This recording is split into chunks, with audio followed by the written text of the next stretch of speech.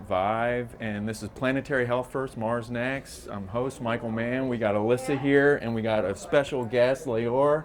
You want to introduce yourself real quick? Yeah, of course. Thank you for having me. My name is Lior Eshel. I'm originally from Israel. I live in Austin, Texas today.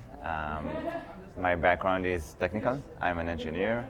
I did products all my life. The reason the story behind my current company, TestDynamics, I'm the founder and CEO. We founded the company based on personal problem in my family. My dad was misdiagnosed with lung cancer. And this misdiagnosis basically led me to understand more about radiology, about how they read images, what the challenge is, why we have so many mistakes. Today, the statistics is about 30% of the cases are misdiagnosed, which is a very high number. And that's what kind of shifted me in my career into radiology and healthcare. Very happy to be here, and I can share more about my story. So before we get started, I have a lot of questions about the imaging side, but I want to know why Austin, Texas. Was there anything there specifically? Yeah, I think first of all is the weather. I'm from Israel, right. So I look for something similar to Tel Aviv. So that was my wife's first request. If I move to the US, I need the same weather like Tel Aviv. So that definitely Austin, Texas. I mean, we consider Florida, we consider California, but we land in Texas, and it was a soft landing. I mean, we have many friends, a very big Israeli community, and it's a tech hub, right? It's growing as a tech hub. We have many startups, and healthcare is very small, but it's growing. So I'm very happy in Austin.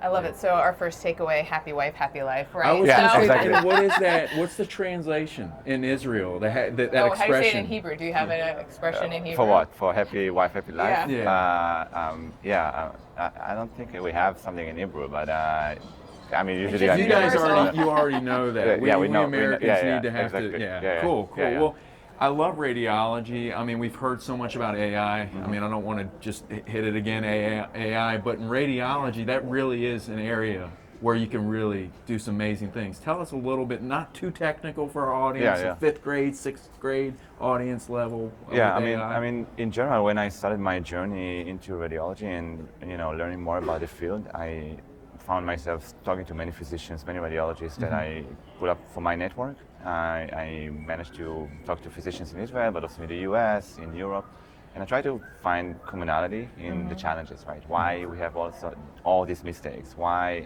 How do you read? What's the challenges? The day-to-day challenges, right? And I realized that all of them are very stressed out. There is a huge burnout and huge shortage of radiologists, specifically in the US. Everyone are looking for radiologists. You can find them. And also the number of residents that's going into the market every year is very low. So they limit the number, there is a shortage of radiologists, and that's the reason why they do a lot of mistakes. On the other hand, the volume just go up extremely every year. So 20% increase every year. It means that today you may have maybe 8 minutes to read a case, tomorrow you have 6 minutes.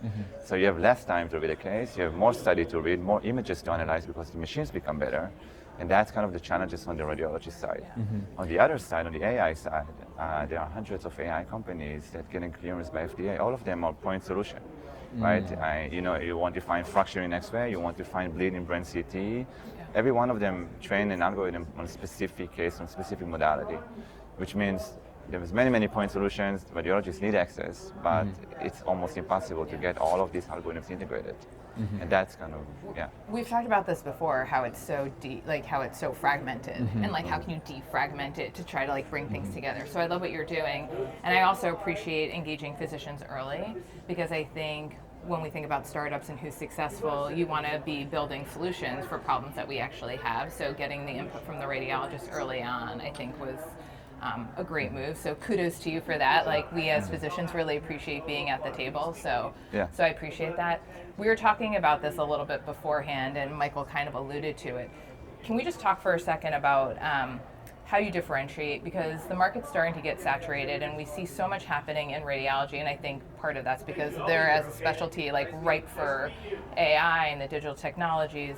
But I'd be just curious from your perspective, how you see that and how you feel like your company fits into that. Yeah, I think the majority of, I think the best use case right now for AI is imaging. Agreed. This is happening for many years already, and FDA already cleared a lot of algorithms and a lot of technology, and it's common use already. People are using it. At the beginning, radiologists were very afraid about AI. That's going to replace them, but everyone knows that it's not the case. And we need human in the loop, so there is no way that to replace radiologists. It just can help them as a decision support tool. Can you share with me, I'm trying to think it just as a beginner mind, not knowing like healthcare in general, we know cancer is on the rise. Like the utilization of a radiologist, where that happens and what kind of diagnosis. I imagine it's cancer is a big one. Just if you could just open up that kind of perspective of what pockets we're seeing, how this might be like your niche. Utilized. Yeah. Yeah, I mean, in general, there are many different use cases that AI really help right now.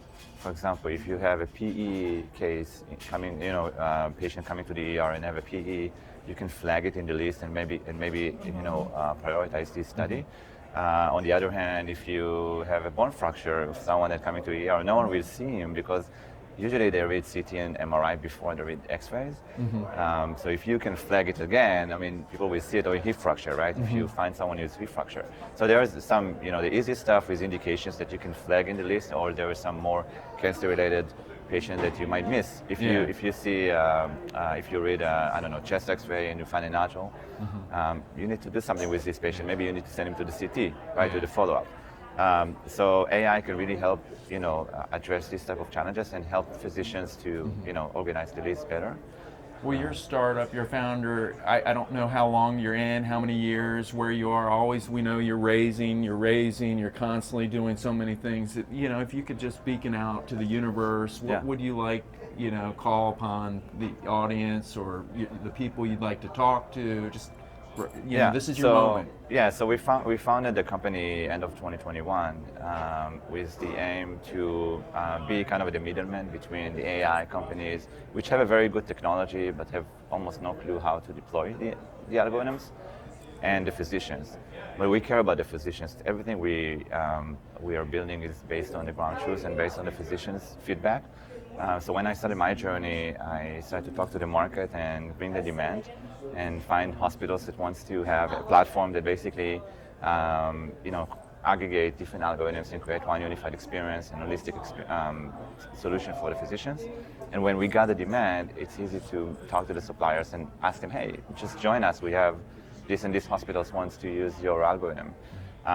So that's kind of the way I built this two-sided platform at the beginning. I realized that it's not just an IT solution. It's not just, okay, we solve the deployment, we know how to deploy the models, it's just a single integration. It's not just that. We care about how the physician will, interact with the models and how they consume the data. Eventually, they need to analyze a lot of data when they read a study. Sometimes they need to pull priors, sometimes they need to see many different studies for the specific patient. We don't want to bombard them with more and more data and more PDF reports to read, right? So that's what we try to do, and we try to only show them the information that is important and relevant from the models they run in the background. I have one last question for you. Yeah. Let's do predictions, right? Everyone's predicting, AI is going to be the next big thing. Okay, so we're here, and AI is the big thing. Yeah.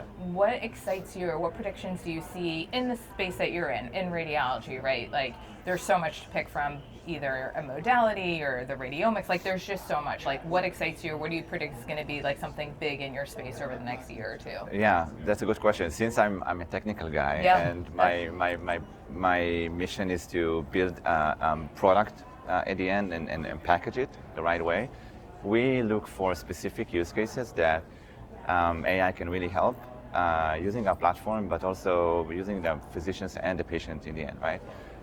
For example, we are now working on packaging MR prostate with specific AI companies. So I don't know how much you know about that, but for MRI, when you read prostate MRI, you need to do, physicians, the radiologists need to do that segmentation, and they need to show the ROI around the lesion, and then the urologists basically build the biopsy planning, and they take it from there, right? Yeah. Usually, since radiologists have no time, they do mistakes. They might mark it not the right way. AI can really help addressing that and helping them marking or segment the lesion in a very precise way. Yeah. So then the urologist will know how to do the biopsy. Yeah. Cool. That's, for example, one use case that we saw a need from hospitals. Yeah. They miss a lot, and we're coming to help them and package it together with the AI company. Yeah. Love it. Cool. Anything else as we wrap it up? It's been awesome to have you. I think in general, I like VIVE. I've been here for I think 4 years in a row. Okay, I think you have Same. me beat. I think this is like three. Yeah, same with health. Yeah. I like Yeah, the team. I know everyone here. It's great to be here, and I think I think it's very fascinating what AI can do in imaging. We just need to basically help physicians to get access to this great technology and simplify it for them. Cool. Yeah, thank you very glad much. you came Thanks on. for all the good work you're doing. Thank you very much.